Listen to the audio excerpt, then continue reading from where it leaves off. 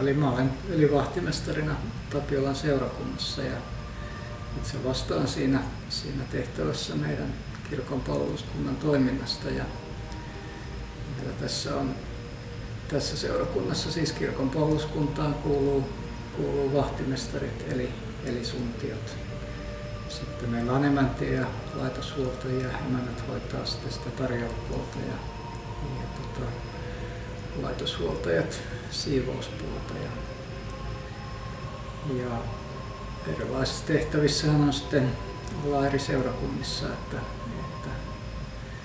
riippuu sitten talosta ja tehtävästä, että minkälainen se täsmälleen on. Ja se varmaan se tärkein asia meillä kaikilla on se asiakaspalvelu, että sen takia me täällä ollaan, että kaikkia ihmisiä, jotka näitä tiloja käyttää ja näissä käy missä tilanteessa tahansa, niin he tulee palveluksi. Se tietysti tekee näistä tehtävistä haasteellisia ja toisaalta myös hyvin mielenkiintoisia. Haasteellisia sikäli, että tilanteet on hyvin erilaisia ja asiakkaat seurakuntalaiset erilaisissa tilanteissa. Että välillä ollaan riemun keskellä ja välillä on surua ja välillä se on vain ihan sitä tavallista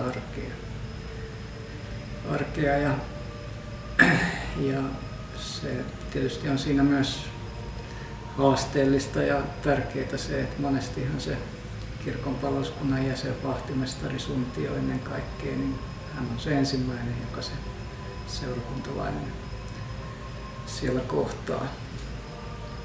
Eli tosiaan kaikkia ihmisiä autetaan kaikissa tilanteissa. Sitten näissä kirkoissa suntion tehtäviin tietysti olennaista on Jumalan palvelukset ja messut, niiden valmistelu, valvonta, jälkityöt, samaten kirkolliset toimitukset, häät, hautajaiset, kasteet ja sitten kaikki muut mahdolliset tilaisuudet, mitä siellä on. Että ainakin kirkkomusiikkihan on semmoinen, joka käyttää näitä tiloja paljon. Ja sitten niissä tehtävissä, missä suntiot sitten on, se on niin kuin, ei ole ihan niin eriytynyt kuin ehkä se meillä tässä Tapiolassa on, niin siellä sitten suntiolle enemmän tulee myös ainakin pienten tarjoilujen laittamista ja tietysti siivoustöitä tulee. Ja sen lisäksi suntiot osallistuu kiinteistön huoltoon ja hoitamiseen ja korjaamiseen ja kaikkeen mitä siellä vastaan tulee. Ja oli tosiaan niin suntio myös olennaista on se, että hän on kyllä ihan kaikessa mukana käytännössä mitä siellä tapahtuu. Että oikeastaan semmoista tilaisuutta siellä kirkossa ei olekaan, etteikö hänellä olisi joku rooli. Ja joskus sitä itsekin pohdin, kun joku on sitä pohtinut, että miten se Jumalan palvelus sitten, jos pappi tai kanttori jää yllättäen pois, niin itse sitten pohdin, että kyllä se saattaisi olla sen tilaisuuden kannalta suurin katastrofi, jos se suntio ei ole sinne saapunut paikalle. Näihin tehtäviin itsekin varmaan on vielä sitä sukupolvea, että näihin tultiin ehkä milloin mistäkin tultiin, mutta tämäkin on varmaan nyt muuttunut.